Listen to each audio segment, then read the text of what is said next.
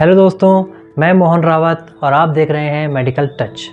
दोस्तों, आज की इस वीडियो में मैं आपसे ये शेयर करूंगा कि हॉस्पिटल में होने वाले डिस्चार्ज प्रोसेस को स्मूथली कैसे किया जाता है। आपके पेशेंट जब डिस्चार्ज होते हैं हॉस्पिटल में, उसका क्या प्रोसेस होता है ये आपको जानना बहुत ज़रूरी है। ये वीडियो उसी से रिलेटेड है। आपने हमारी पिछली वीडियो में देखा है कि मिस्टर शशांक राज ने आपको हॉस्पिटल में होने वाले एडमिशन स्मूथ फंक्शन कैसे है वो आपको बताया है। अगर आपने हमारी वीडियो नहीं देखी है दोस्तों, तो प्लीज़ उस वीडियो को ज़रूर देखिए। उस वीडियो का लिंक मैं इस वीडियो के डिस्क्रिप्शन बॉक्स में दे दूंगा, आप वहां जाके उसको देख सकते हैं। इस चैनल का पर्पस ही हमारा दोस्तों ये है कि आपको हॉस्पिटल में होने वाली स्मूथ फंक्शनिंग के बारे में आसान भाषा में समझाया जा सके, जिससे आपको उसके लिए काफ़ी हेल्प मिल सके। तो चलिए दोस्तों, इस वीडियो को स्टार्ट करते हैं। दोस्तों, जब आपके पेशेंट हॉस्पिटल में एडमिट होते हैं, डिस्चार्ज के लिए जब वो रेडी होते हैं, तो डॉक्टर एक फ़ाइनल राउंड करते हैं। वो फाइनल चेक करते हैं कि आपके पेशेंट अब ठीक हैं और घर जा सकते हैं। जब वो इस बात से सेटिस्फाइड होते हैं, तभी वो आपके पेशेंट का डिस्चार्ज इनिशिएट करवाते हैं। डिस्चार्ज इनिशिएट की जो जिम्मेदारी होती है वो नर्सिंग स्टेशन पे नर्सिंग काउंटर की होती है, जहां आपके पेशेंट एडमिट है। नर्सिंग आपके पेशेंट का बिलिंग का डेटा जो है वो बिलिंग डिपार्टमेंट में भेजते हैं कि आपके पेशेंट आज डिस्चार्ज है। बिलिंग जब उस डिस्चार्ज को रिसीव करता है, तो वो स्टार्टिंग से लेके एंडिंग पॉइंट तक सारे बिल को चेक करता है, वेरीफाई करते हैं। अदर डिपार्टमेंट से उनको क्लियरेंस लेते हैं कि कुछ चीज़ पेंडिंग तो नहीं है, कुछ चीज़ एक्स्ट्रास तो नहीं है, और पूरा बिल फाइनलाइज करने के बाद आपको हैंड ओवर करते हैं। अब आपने जैसे कि पिछली वीडियो में आपने देखा होगा कि हमारे डिस्चार्ज भी 3 टाइप के होते हैं, जैसे कि आपका नॉर्मल डिस्चार्ज, आपका एक होता है आपका लामा डिस्चार्ज। नॉर्मल डिस्चार्ज में डॉक्टर, जैसे मैंने आपको बताया है कि डॉक्टर आते हैं, पेशेंट को चेक करते हैं, वो ठीक है, वेल है, घर जा सकते हैं, तो फिर आपका फाइनल डिस्चार्ज के लिए इनिशिएट होता है। वो हो सकता है कि आपका डिस्चार्ज से एक दिन पहले भी फाइनल हो सकता है, तो वो फिर एक प्लान डिस्चार्ज होता है। एक होता है लामा। लामा डिस्चार्ज आप कहें हॉस्पिटल में, लामा का मीनिंग होता है leave against medical advice. LAMA इस केस में हो सकता है दोस्तों कि जैसे आप अपने पेशेंट के ट्रीटमेंट से खुश नहीं हैं, या आप ट्रीटमेंट को अफोर्ड नहीं कर सकते हैं, तो फिर उस केस में आप अपने पेशेंट को लेके जाना चाहते हैं। बस उसके लिए भी एक हॉस्पिटल में प्रोसेस होता है, एक लामा फॉर्म होता है जिसको आपको साइन करना होता है। उस फॉर्म में यही चीज़ मेंशन होती है कि आपके पेशेंट मेडिकली हॉस्पिटल से जाने के लिए फ़िट नहीं है, बट आप अपनी मर्ज़ी से आपके पेशेंट को लेके जाना चाहते हैं। उस सिनेरियो में आपको वो फॉर्म साइन करना होता है, यानी आप जिम्मेदारी ले रहे हैं कि अगर आपके पेशेंट हॉस्पिटल से निकलते हैं और अगर कुछ भी मिसहैपन होता है तो उसके लिए हॉस्पिटल जिम्मेदार नहीं है। अब दोस्तों, मैं आपको ये बताऊंगा कि नॉर्मल डिस्चार्जेस जो होते हैं, जैसे कि कैश डिस्चार्ज होता है। कैश डिस्चार्जेस में आपका नॉर्मली बिलिंग बनता है, आपको बिल दिया जाता है, आप बिल को चेक करते हैं, वेरीफाई करते हैं, ओके करते हैं, आप पेमेंट करते हैं और आप घर चले जाते हैं। दूसरा होता है आपका टीपीए का। TPA means insurance case. अगर आपका इंश्योरेंस केस है, उस केस में आपका बिल रेडी होता है। रेडी होने के बाद वो टीपीए काउंटर पे जाता है, जो हॉस्पिटल का टीपीए काउंटर वहाँ जाता है। वो आपके बिल को आपकी इंश्योरेंस कंपनी में डिस्चार्ज समरी के साथ भेजते हैं, जिसके बाद मिनिमम वहाँ से 3 से 4 घंटे का प्रोसेस टाइम होता है, जिसके बाद फाइनल अप्रूवल आता है और फिर आपके पेशेंट को डिस्चार्ज किया जाता है। जब आपका अप्रूवल आता है, सपोज़ 2 से 3 घंटे या 4 घंटे का टाइम लगता है, उसके बाद अप्रूवल आता है। बिलिंग अप्रूवल को अच्छे से चेक करता है, अप्रूवल लेटर चेक करते हैं कि उसमें क्या क्या कंडीशंस लिखी हैं, कितना आपका अप्रूव अमाउंट किया है, डिडक्शन किया है तो उसका रीजंस क्या है, और आपका कितना शेयर, मतलब आपको कितना पे करना है, वो सारी चीज़ें बिलिंग डिपार्टमेंट चेक करता है। अब टीपीए के केसेस में दोस्तों 3-4 तरह के डिडक्शंस हैं जो हो सकते हैं। नंबर वन है आपका non payable items. Non payable items देखिए दोस्तों, सारी इंश्योरेंस कंपनी डिडक्ट करती है। कोई भी इंश्योरेंस आपका नॉन पेबल कवर नहीं करती है। वो IRDA की गाइडलाइंस होती हैं कि नॉन पेबल आइटम्स पेशेंट को बेयर करने होते हैं। IRDA क्या होता है दोस्तों? Insurance regulatory authority of India, जो ये चीज़ सुनिश्चित करती है कि जितने भी इंश्योरेंस कंपनी हैं वो सारे पॉलिसी या स्टेक होल्डर जो आपके इंश्योरेंस होल्डर हैं उसके अकॉर्डिंगली वो उनके फंक्शंस में काम कर रही है या नहीं कर रही है, इसका जिम्मेदारी IRDA के ऊपर होती है। तो IRDA ही ये चीज़ सुनिश्चित करती है कि नॉन पेबल आइटम्स जो हैं वो पॉलिसी में कवर नहीं हैं। दोस्तों नॉन पेबल्स एक हॉस्पिटल टर्म है या हॉस्पिटल लैंग्वेज है। मैं अगर आपको उसको एक आसान भाषा में समझाऊं कि नॉन पेबल्स क्या होता है, लाइक आपके पेशेंट को जो कुछ भी प्लास्टिक आइटम्स जो आपके पेशेंट के बिल में यूज़ होते हैं, मैं एग्जांपल आपको बताऊं कि बेड बाथ वाइप्स हो गया, हैंड रब हो गया मतलब सैनिटाइज़र हो गया, थर्मामीटर हो गया, ग्लव्स हो गए या डिस्पोजेबल सिरिंज हो गई, ये आइटम्स हैं वो जो आपकी पॉलिसी में कवर नहीं होते हैं। तो ये आपको अमाउंट बेयर करना ही पड़ता है। दोस्तों आप इस चीज़ को जान लीजिए कि आपको इसको पैसा आपको देना ही पड़ता है, क्योंकि ये आइटम्स जो हैं वो बिल में मैंडेटरी मतलब पेशेंट के ट्रीटमेंट में यूज़ होती हैं, बट आपके इंश्योरेंस उसको कवर नहीं करता है, तो वो आपको देना ही पड़ता है। तो कभी भी आप हॉस्पिटल में जाएं और अगर आपको वहाँ बोला जाए कि नॉन पेबल कवर नहीं है, तो आपको इस चीज़ का पता होना चाहिए कि नॉन पेबल चीज़ें क्या होती हैं।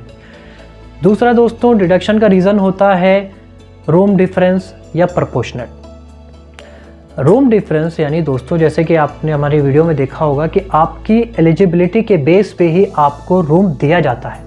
दैट मीन्स मैं आपको एक समझाऊं कि आपकी पॉलिसी का जो अमाउंट होता है उसका 1% का जनरली रूम रेंट मिलता है और उसका 2% या कई पॉलिसीज़ में 1.5% जो है वो ICU का अमाउंट मिलता है। फॉर एग्जांपल मैं लेके चलूँ आपकी पॉलिसी 2 लाख की है तो आपका रूम लिमिट 2000 रुपये पर डे ही है और ICU आपका अगर 2% है तो वो 4000 रुपये। तो अगर आपने अपनी एलिजिबिलिटी से ज़्यादा का रूम लिया है, लेट्स सपोज आप मान के चलें कि आपने 5000 का रूम लिया है या 4000 का रूम लिया है और 2000 की आपकी लिमिट है, तो 2000 का जो डिफरेंस है वो आपको बेयर करना पड़ेगा पर डे के हिसाब से।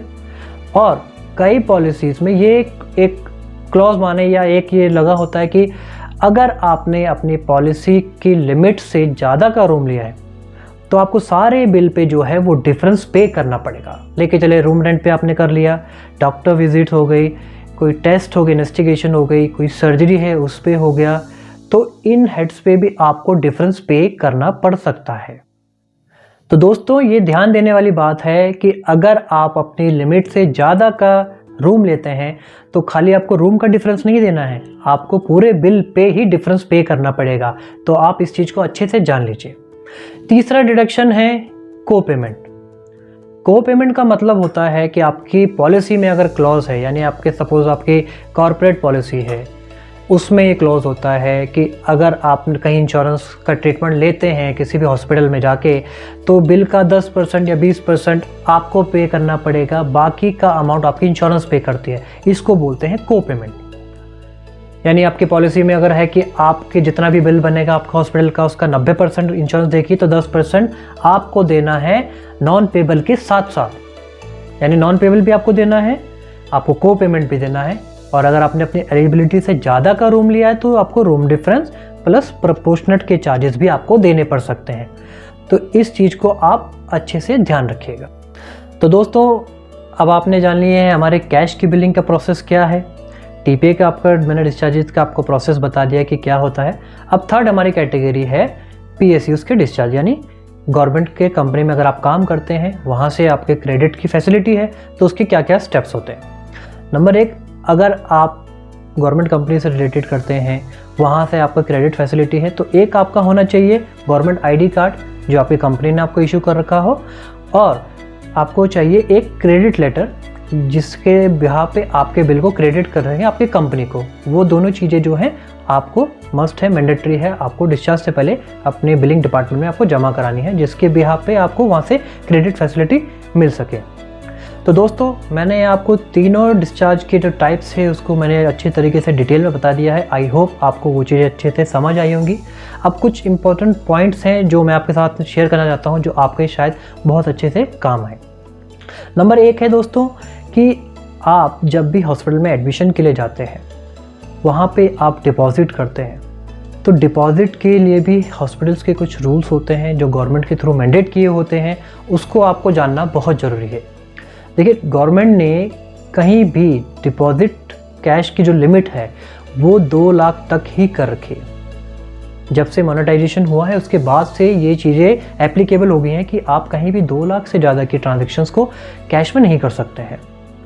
तो मेक श्योर जब भी आप एडमिशन कराते हैं या पेशेंट का आपका ट्रीटमेंट कंटिन्यू रहता है तो कोशिश कीजिए कि आप कैश की जो लिमिट है उसको एग्जॉस्ट ना करें।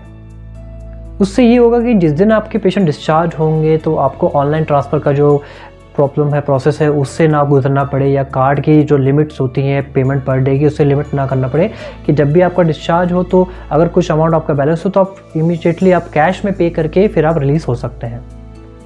दूसरा, रिफंड्स का प्रोसेस क्या होता है। आप जब भी एडमिशन लेते हैं, एडमिशन के टाइम पे ही आप उस डिपार्टमेंट या काउंटर से ये चीज़ कंफर्म करें कि अगर आप कुछ अमाउंट डिपॉजिट कर रहे हैं वो अगर रिफ़ंड होगा तो रिफ़ंड का क्या प्रोसेस है। लेट्स सपोज मान के चलो किसी हॉस्पिटल का होता है कि वो कैश में अगर डिपॉजिट लेते हैं तो कैश में रिफ़ंड करना है, कार्ड में लेते हैं तो कार्ड में रिफ़ंड करना है। तो आप उसके हिसाब से ही अगर डिपॉजिट कराएं, अब सपोज़ अगर आप कैश में जमा कराते हैं तो आपको ईजीली डिस्चार्ज के टाइम पे कैश में रिफ़ंड होगा।